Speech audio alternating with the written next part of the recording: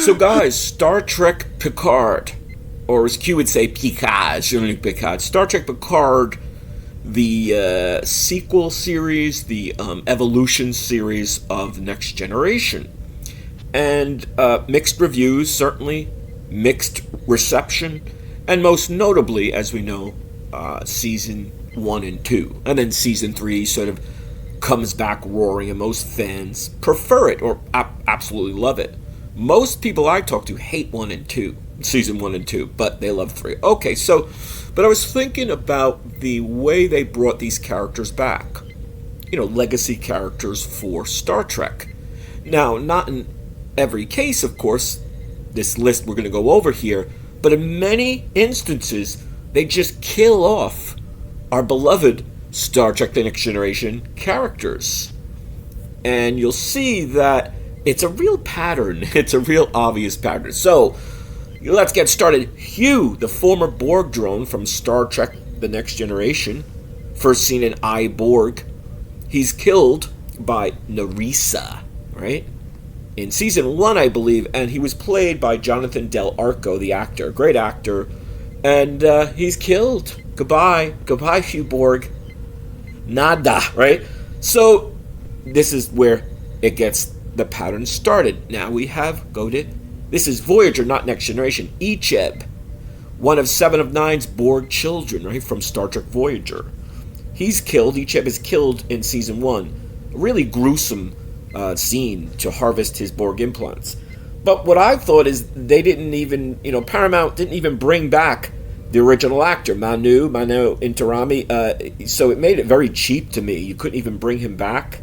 I mean, I know Manu was talking about coming back. He wanted to. Maybe they did approach him. I can't really remember, but I don't think they did. And they just killed a new guy in his place. All right, Bruce Maddox. And, of course, he was from Measure of a Man, Next Generation, the scientist who wanted to study and kind of pull apart data for his android secrets. He was a key figure in the creation of the synthetics, and he was killed in season 1.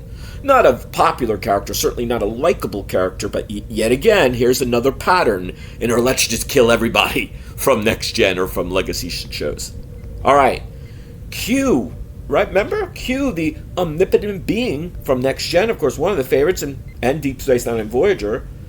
He was killed, but then he was brought back. So he dies at the end of season 2, and then he's brought back. So it was shown to be sort of temporary, I guess. You can't keep a good omnipotent being down. Here comes one of my favorites, Ro Laren. Not that she was killed off, though, but I love Michelle Forbes, the actress playing Ro Laren, of course, the former Starfleet officer from Next Gen.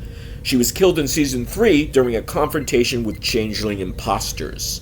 And I think that might be one of the saddest moments in all of the new Star Trek. All right, Lore, of course, Data's evil android brother.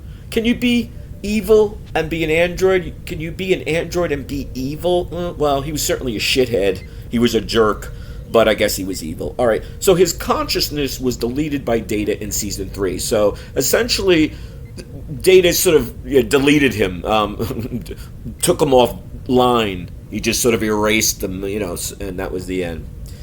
And then finally we have Admiral Shelby. Admiral Elizabeth Shelby, of course, the character from Best of Both Worlds. She was killed by the Borg-assimilated crew members in season 3. And another favorite I would have loved to have seen, I think many people, fans, they wanted to see Shelby come back in Next Gen or maybe even DS9. I think she was brought back in either novels or comic books, I'm pretty sure. I used to read the comics and novels all the time. I haven't in several years, but I think she was brought back. Now, there's a final one, really, the Borg Queen. She was, killed. I put in air quotes. She was killed in the ending season 3 when her cube was destroyed, right? But, as we know, the Borg Queen always has a way of coming back, and I would imagine it's more like multiple Borg Queens, like each cube, or maybe every other important cube sort of has a queen, just like a hive, just like an insect beehive. They all have queens.